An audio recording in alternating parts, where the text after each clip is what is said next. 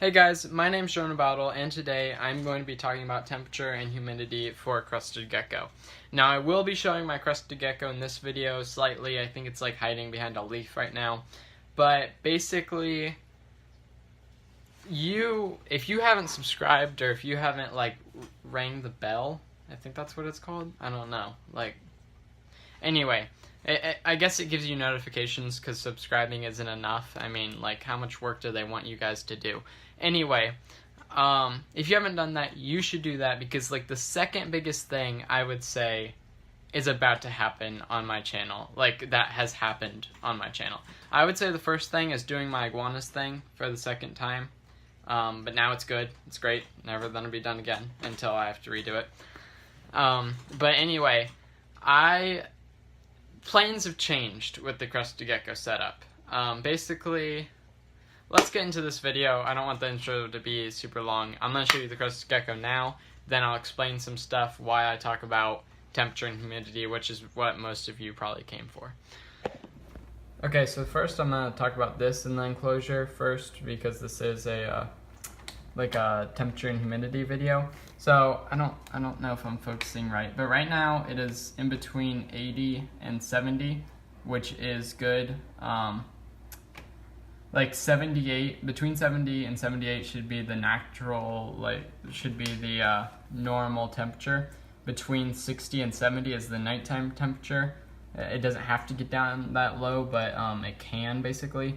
And 82 is the highest temperature it can get to. So I guess you're gonna have to cool it somehow if your house is warmer than that. So I don't actually have a light on the enclosure because I don't really need one. Then when it comes to temperature, it has to be in between 50 and 70%. Normally I like to keep it at 80, between 80 and 70, because actually I have the weather app on my phone and I have New Caledonia on it. It is currently 86%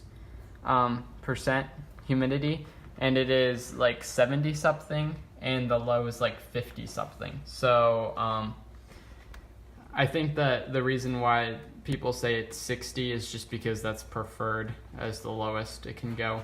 But again, I got that from the channel Leopard Gecko. I think she looks at the actual temperature and humidity from New Caledonia, which is where these guys are from, which is off the coast of Australia.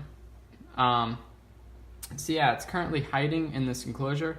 This is an Exoterra Nano.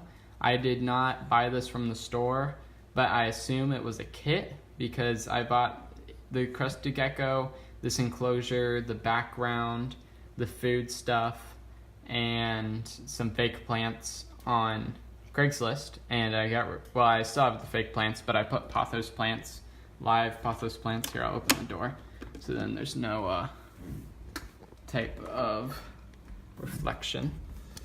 As you again, sorry for the bad lighting. I don't have a light on the tank because it just gets light from the huge windows over there. So, or the door or whatever. So yeah, pothos here. It really likes to hide right here on the temperature thing. And right now it's hiding in the back there. It's about, I'd say this long maybe. It eats Pangea, a complete gecko diet right now. It's still kind of like a juvenile. It's not full size, and I wouldn't say it's a baby. And yeah, I'm gonna clean its enclosure out tonight. I sanitized this piece of wood, by the way, and put it in there. There was when I got it, there was a piece of pine in with it, which I thought was kind of funny because it's the worst wood you could put in. It was all spiky, and there was sap, and it was molding at the bottom. It was gross. Anyway, I'm going to clean its enclosure this weekend. It smells real not great. I change its food every other day, which probably isn't exactly preferred. It's kind of looks gross right now. I think that's because I sprayed it. But anyway, yeah, it's pretty cool. Sorry you can't really see it. You will be able to see it all the time. I hold it every other day for 5 minutes because it still is small and it's pretty skittish. So now the rest of the video is basically for your enjoyment because I already talked about the temperature and humidity. So yeah, now I'm going to show you the big plans. Okay, so nothing is actually moving places in the room. Basically, I have two 55-gallons here with a custom stand. I have a humidifier there, 30-gallon here. I have the dubia roaches under that table right there. I have a 7-gallon tank down there, which I plan on making into a sump at some point for that tank, probably this Christmas, possibly.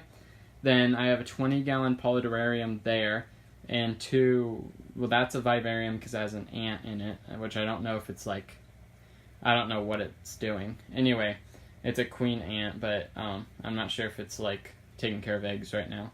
And then, or brood or whatever. And then there is a vivarium right there. And that's basically a grow out tank for those plants. Here's the plan. This, I was talking about being an awesome, like a cooler than this vivarium. Sorry for, I know I hate, like, there's like water stains on my tanks. And like, this is different because I didn't do that and it doesn't really look that bad. You can't really see it right now. Here, wait, I'm going to turn on the light. Okay, that's much better. So I was talking about this. Couldn't get that off and I didn't do that. And it should look better once it's filled with water. It should just, like, you shouldn't be able to see it, I think.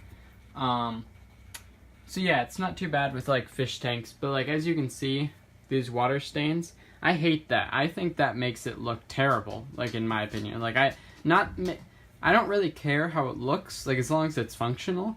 But, like, if I show somebody else this and it looks like this, I'm not proud of that because, to be honest, when I see somebody else taking care of the animal and it has, like, water stains like this, I'm like, ooh, they obviously don't care about how they take care of it. But, yeah, I was just gonna say, that's, like, a pet peeve of mine. I can't really, I mean, like, I have to get in and clean it all, and then it just goes back, you know. So, I will clean it, just, I don't clean it often. Anyway, back to this. So, as you can see, there's now a light on it, and if you heard my whole, like, thing earlier in different videos about what I was going to do here, you know that there wouldn't be a light there yet. So, basically, the plans have drastically changed. Before, I was going to make this awesome, like, huge vivarium thing, like how Separate Design did with his Crested Gecko, except in this space, and then I was going to put, like, a thing in the middle so I could have two, separate cages that were kind of connected in a way. They kind of look connected. But anyway, huge change that will cost a lot more money and will be, more cost efficient. This tank's going to stay here, and as you can see, we built a top for it, and we put a light on. This weekend is going to become a 55-gallon fish tank. And here's the reason. I have this goldfish here. It is getting huge and shouldn't be with these other tropical fish anyway because it's a cold water fish. This tank is heated. This tank, on the other hand, is not. The only like electrical thing I have for this tank is that filter. And as you can kind of see, there's like a result from that. It doesn't look the best, but whatever, I clean it. Then I have a bass right there, a bluegill back there, and a crawfish, and a bullhead catfish that I caught recently. It's hiding like in there. All those fish are going to get giant. That goldfish is going to get giant. The crawfish will stay, whatever. So, since I have, like, these 3 fish all running on this one, thing, and it seems to be doing fine, I'm actually going to take that same pump, and I might get, well, not a pump, but the sponge filter, might get, like, 2 more. Haven't decided yet. That's probably a later thing. But anyway, probably 2 more of those, but, again, later. I'm going to take everything that's in this fish tank part. I know it's a polyterrarium.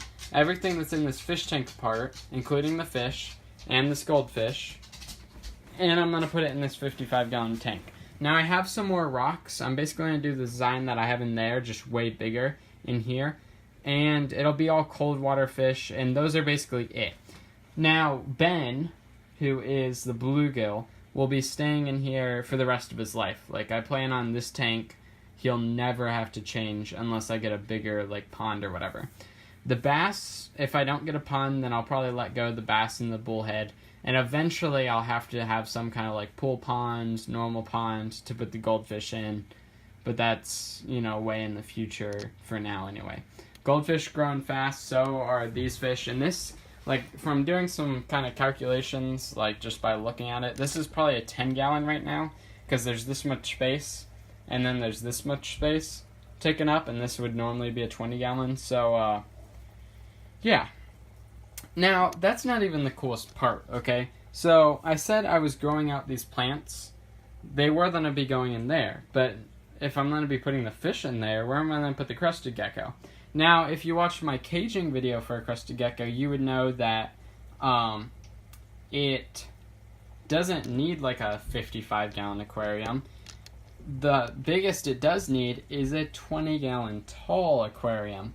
Now, what are the dimensions of this? A 20-gallon tall.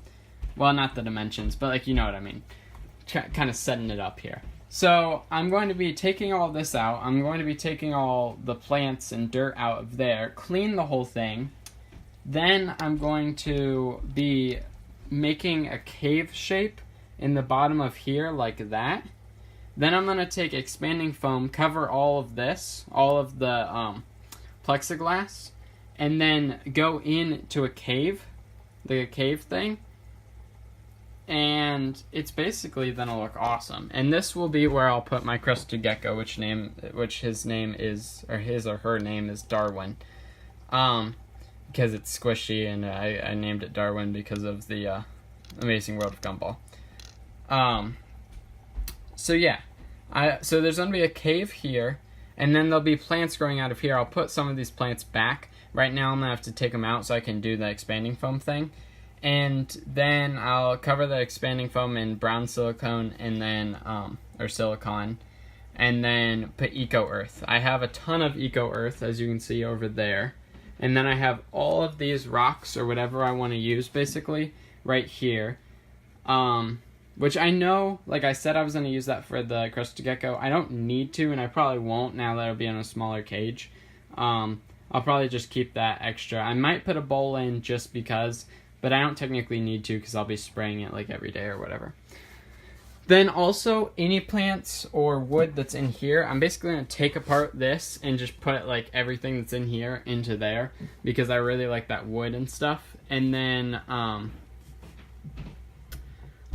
like some of the plants from here and some of the wood from here is also going up there. Basically, these two tanks together combined will go into here, and then also some of that stuff. And yeah, it's gonna be great. So yeah, I hope you enjoyed this video. Also, yeah, I found this in the forest, and I decided to keep it because I really wanted a flat rock. This is a rock completely covered in moss, and I'm gonna leave it here tonight, let it like grow out and stuff, and it's in water to soak, make sure there's nothing living there on it. So yeah, I'm gonna be putting this like right there, I'm thinking, like by the cave, and it'll be awesome. So, yeah, I hope you enjoyed this video. If you did, like it down below. If you have any comments or concerns, put in the comments below. And if you want more content, then subscribe. That'll be it, and, yeah, see you in the next video. Have a great day. Hopefully this was informative.